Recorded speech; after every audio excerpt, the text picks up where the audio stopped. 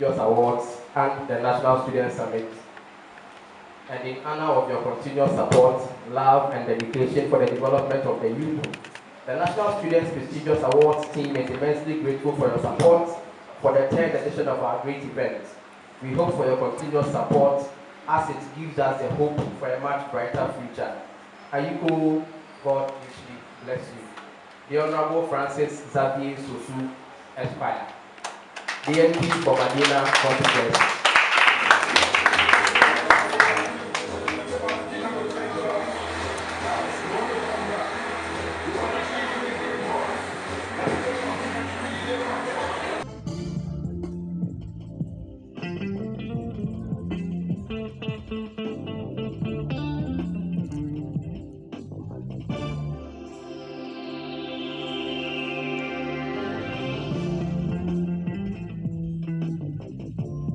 Challenges of leadership that I went through growing up. In the first place, leaders are not born in the best of circumstances, right? We are often not confronted with the very nicest of situations. And that is why there is leadership. Because if everything is rosy, then you don't need a leader. When there is a problem, then we need a leader. When there is a crisis, then we need a leader. And so, oftentimes, we don't start with the best of situations. Like, I never had, like, the best of situations growing up. I mean, first of all, born in a very, very poor, deprived family. Accra Newtown, 8 and 6 primary, morning and afternoon shift. You can imagine going to sell, being on the streets, eventually getting to St. John's Grammar School. Started off as an SU member, being a member of Prayer Warrior, then the Catholic Students Union, then the Student Choir, then eventually had a chance to run for SRC Secretary. I ran for the Greater Accra SRC Secretary. I lost. Then I came Internal Secretary, I won. Then struggled small. In the final year, became Senior Boys Prefect. At the time, I was still a street kid, sleeping on the streets in kiosks, but managed my way, eventually got to say, University of Ghana. Final year, wanted to become SRC president, contested, I lost, and well, I took it like that, and then went ahead. When I started with, Ghana School of Law, I said I want to be the leader of the Ghana students, the lawyers. I was a class captain for a year, then second year, I stood for the president and then I lost. Then I said, well, it doesn't matter, I can go ahead again. We went to Makola, I was still the class captain. I said I wanted to lead, I did the SRC presidency for the law students. Then I lost again. Then I said, well, it doesn't matter, we can go ahead, and we went. I came to Madina, I said I wanted to be SC, I wanted to be MP. I went contested for the primaries, then I lost. So, losing as a leader is part of the game. Maybe you may be here, you were nominated and you never got the awards. It's part of the game. Because in each of all these things, self-belief is what keeps you going. Because you know what? Your political party will not believe always in you. Your constituents will not always believe in you. The delegates will not always believe in you. Your co-executives will not always believe in you. The only thing you have is when you believe in yourself. It doesn't matter whether they believe you can achieve or you can't. It doesn't matter whether they believe you are good or you are not. It doesn't matter whether they believe you are an orator or not. It doesn't matter whether they think you can write well or not. What matters is what you believe about yourself. Yeah. I kept on going. I just kept on going. Because I believed in my dream. President Obama says that the future belongs to those who believe in the beauty of their dreams. What is your dream? What do you aspire to do? What is your vision? You want to see Ghana devoid of corruption? Then you are going to be that agent. Do you believe in that dream? And how are you living out that dream today? If as a student leader today, you still need to pay people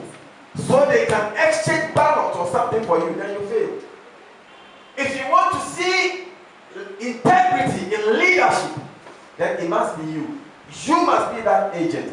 You must be the example. Understands the needs and the dynamics of his people, and rallies the necessary resources, both human, technical, financial resources, to achieve the goals of his community. So for a true leader, you must always be looking out for what are the key challenges in your area in terms of health, in terms of education, and in terms of lack of jobs and things like that, and figure out a way to resolve them. And I think that is what leadership is about. A true leader is selfless. Is selfless because the art of leading people it sometimes can be very burdensome, and not until you are willing to be selfless, to give yourself away, it becomes very difficult for you to rally or get the energy to lead the people. And that's why it's required that you are very selfless if you have to lead people. A true leader must have a clear vision and a clear direction as to where he wants to go, and rallies people to that ultimate goal. I believe that for Ghana now, every true leader in Ghana must be somebody who stands for the ideals of Ghana and how to redefine the Ghana that we want. I believe that we must have a Ghana that is devoid of corruption. We must have a Ghana where leaders lead with integrity. We must have a Ghana where, the aspiration of both the young and the old, children, people living in cities and people living in rural areas are given equal opportunities, to life. And that can only be done when you have a leader with a vision, a leader with selflessness, and a leader who understands the dynamics of his people and willing to lead the way for them to achieve that goal. Right. Listen to your story. You've been through a lot. So what advice will you give to the youth? I would say that the youth must stay focused, and they must just stay focused. There are many distractions in our world today because of the explosion of social media. You can easily be deceived from TikTok to Facebook. Anytime you are looking at people's content, remember that it is someone else's creativity. Don't spend all your time on all these creative artworks to the detriment of your own future and to the detriment of your own goals. Ask yourself, 5 years, 10 years from today, where do you want to see yourself? Whatever you do on a daily basis, does it lead you on the path to achieve what you want for yourself? If not, then you need to take a U-turn. If yes, then I'll encourage you, believe in your dreams. There are many times that what you want and what you desire may come out of a lot of sacrifices, because life will not naturally give you what you want. You may have to fight for it. It means sacrifice. Sometimes you may lose, sometimes you may win, but anytime remember the dream, pick your pieces and keep working towards that dream, and you will someday reach there. Thank you. Your last submission to the National Student Prestigious Award. I would say that the National Students Prestigious Award is a very fantastic idea, because this is an innovation to reward talent and to reward people who have given themselves out in service, particularly for the cause of students. And this is so unique, and it must be encouraged, because it is said that a country or a nation that does not know how to honor its heroes is not worth dying for. A project like this is going to inspire students to do more. If you're a student leader, it inspires you to do more. If you're an entrepreneur, it inspires you to do more. Whatever you do in the student space, a project like this actually inspires you to do more. And for me, it's an innovation that must be encouraged. Many partners must come on board. Sponsors must come on board to ensure that even next year it will be bigger and better. Thank you. Anything in your camp and years that you are planning?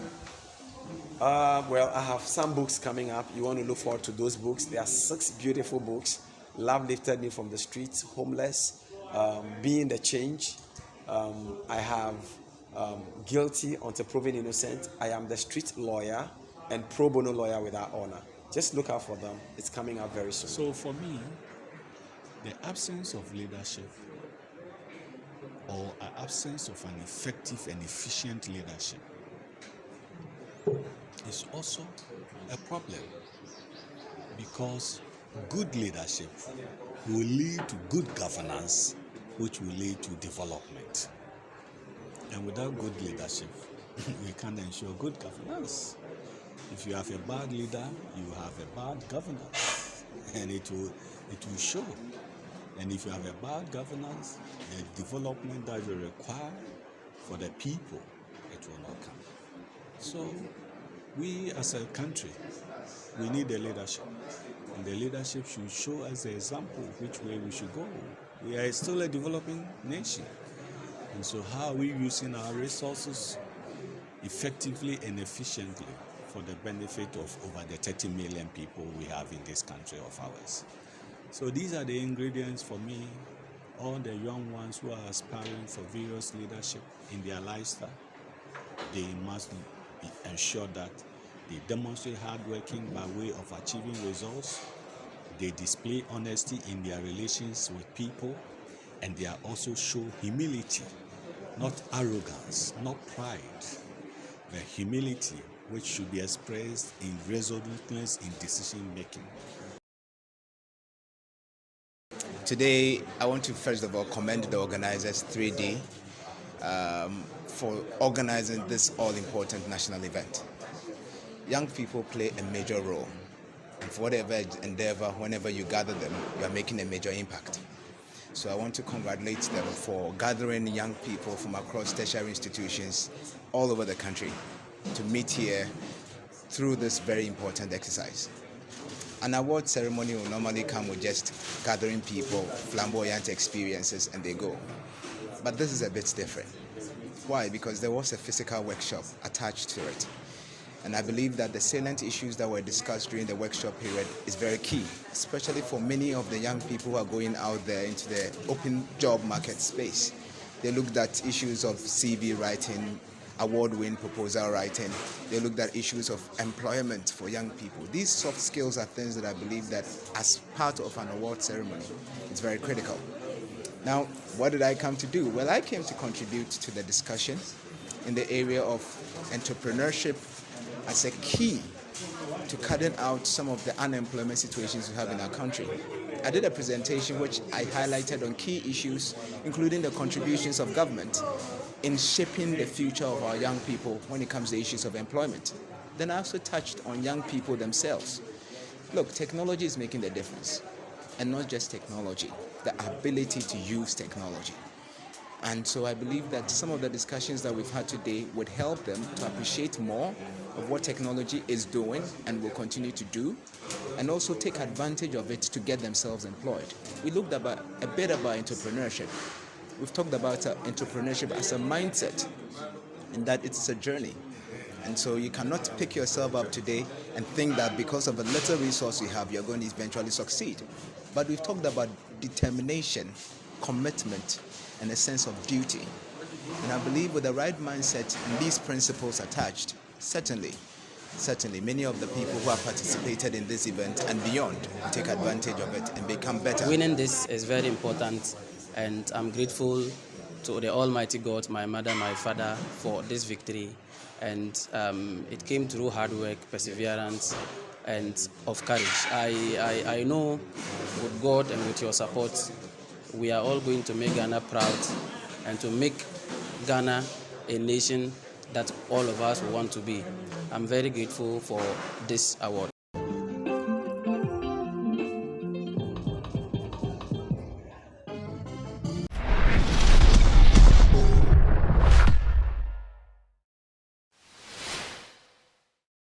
Thank you for watching Nation One TV. Kindly subscribe for more news updates.